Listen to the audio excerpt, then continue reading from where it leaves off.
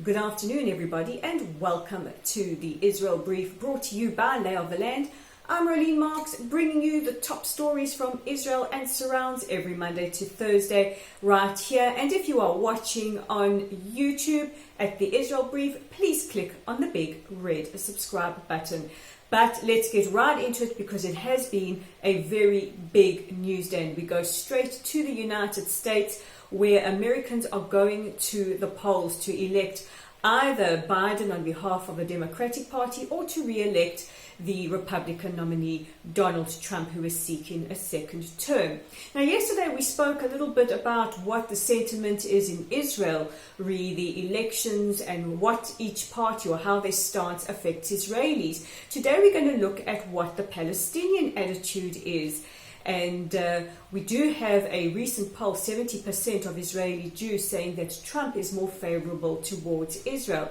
However, the Palestinians feel that the Trump administration has been biased towards Israel and they are favoring Trump. And what we have heard in recent hours coming from the Kamala Harris-Joe Biden camp is where their stance is vis-a-vis the Palestinians. And we do know that the Palestinian Authority has been communicating with the Biden campaign, as they do not currently speak much to the Trump administration. So this is what promises have been made to the Palestinians should the Biden-Harris campaign win. The two-state solution will be back on the table, which is interesting because it's not to say that the Trump administration is against the two-state solution or that Israelis are against that. But what we have noticed, quite an unusual trend in the agreements between Israel, the UAE, Bahrain and the Sudan, is that they don't use the language two-state solution. They use the language a just and satisfactory peace. We also know that they will absolutely no way entertain any kind of annexation, and as far as we know it, with negotiations towards normalization, annexation has been removed off the table. So it's not that different from the Trump administration. What the Biden-Harris campaign has promised is to restore aid to Palestinians. This is quite controversial because, as we know, in recent years, a lot of the aid that has gone to Palestinians, and this has been acknowledged by the Arab states as well, has not gone towards helping the population, but rather gone towards an economy of terror and pay for slay.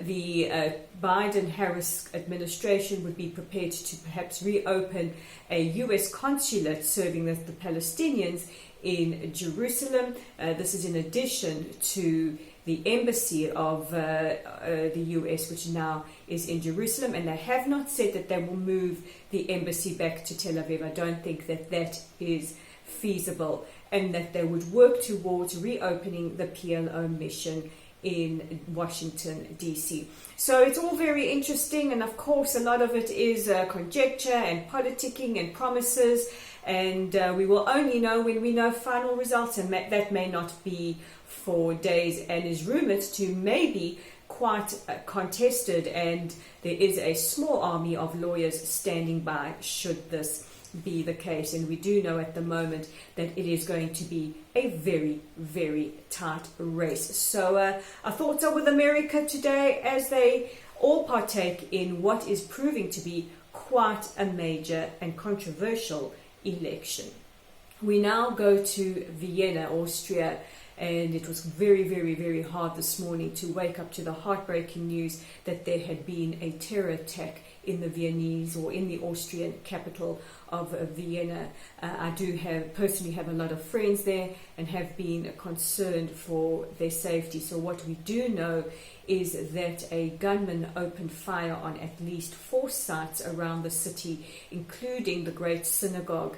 And at the beginning of this, it was thought that this could be anti-Semitic motives, and this has not been ruled out, but there have been other sites affected as well. What we do know is that 4 people have been killed and at least 17 seriously injured as a result of the attack. The terrorist was neutralized by Austrian police. He is believed to be a man in his 20s, and although born in Vienna, is of Albanian descent and had previously had a charge against him for terror when he tried to go to Syria to join ISIS. So he wasn't off the radar. And this comes the last night before Austria starts curfews as a result of the COVID-19 pandemic and second lockdowns. And what we also know for sure is that our President Rabin, Prime Minister Netanyahu, have condemned the attacks, and that Mahmoud Abbas, the Palestinian Authority president, has also condemned the attack. And this is really shocking news for Vienna, who has previously thought themselves quite safe from this kind of terror. But it just goes to show that ISIS is far-reaching and must be defeated at all costs. And our final story for the day takes us back in time, and it's quite relevant because we are on the eve of the 25th anniversary of the assassination of Israeli Prime Minister Yitzhak Rabin, the famous warrior, defense chief, ambassador to the United States, as well as Prime Minister, who became a dove, who became a warrior for peace. He was gunned down by Yigal Amir some nearly 25 years ago. Tomorrow's the anniversary. And Yigal Amir, the assassin who killed him, has appealed for a furlough to attend the bar mitzvah of his son, who ironically was born on the 4th of November. And he has been denied this furlough. So it's just a very, very strange and quite a sad irony, the timing of it all.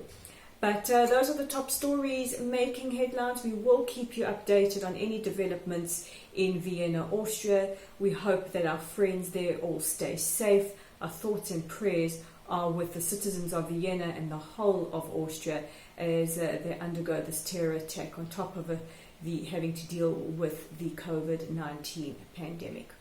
And a reminder that if you want to read our original content, check us out on Lay of the Land at www.layoftheland.online. We have a tribute going up to Yitzhak Rabin that will be posted later today. It will also be up on Facebook tomorrow. And while you're on Facebook, give us a like, give us a follow. Don't forget to share our content.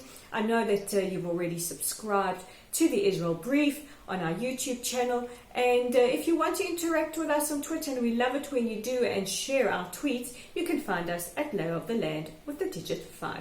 So I'm Rolene Marks. It has been a very busy news day, and I'm sure tomorrow we will have lots to report as more details come in from Vienna and coming from the United States. And until then, I wish you a safe and healthy evening.